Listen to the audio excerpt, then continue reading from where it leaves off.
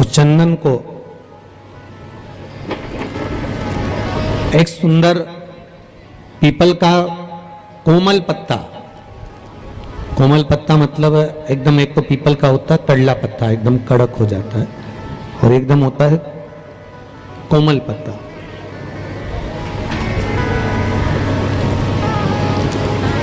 उस पीपल के कोमल पत्ते पर पीला चंदन घिसकर, जो वो चंदन होता है, उस चंदन को घिसकर उस चंदन को उस पत्ते पर रख लें। और महाराज उस पत्ते को मध्याह्न के समय पर, जैसे जब सुबह के समय पर सारी पूजन हो जाए, अर्चना हो जाए, भगवान शिव के मंदिरों में जल समर्पित हो जाए, उसके बाद में जब बाबा एकदम आनंद में विराजे हों, तब जहां शिवलिंग रखा होता है,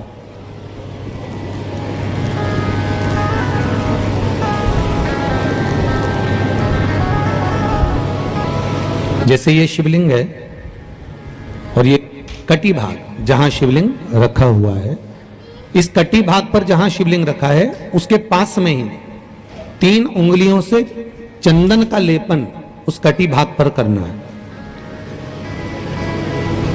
जो उंगलियां लगी रहेगी उसी को अशोक सुंदरी वाली जगह पर स्पर्श करना है, और अशोक सुंदरी वाली जगह पर स्पर्श कर कर कुछ देर तक चंदन लगे रहने देना है। उसके बाद में उस चंदन को वापस निकाल कर लेकर आना है, कटी भाग पर जो लगाया गया है उसको भी निकाल कर वापस लेकर आना है।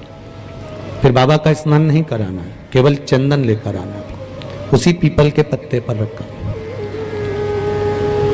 एक डिब्बी में उस चंदन को आप रख लीजिए कुछ दिन।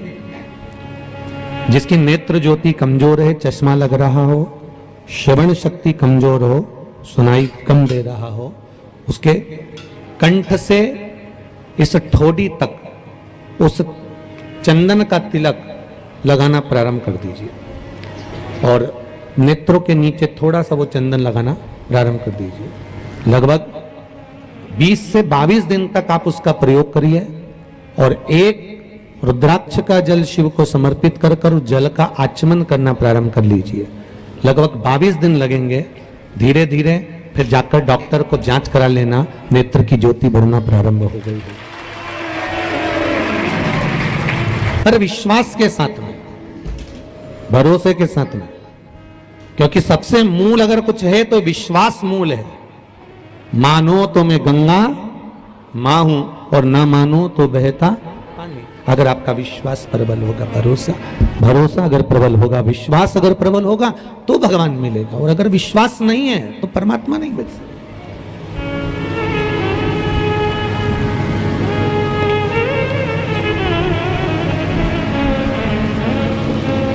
विश्वास के बल पर भगवान की प्राप्ति है। विश्वास है तो शिव है, और देखो विश्वास का ही तो प्रतीक है ये तूने पत्र जो आए, इसमें एक पत्र लिखा है, देखिए। यशोदा जी परमात्मा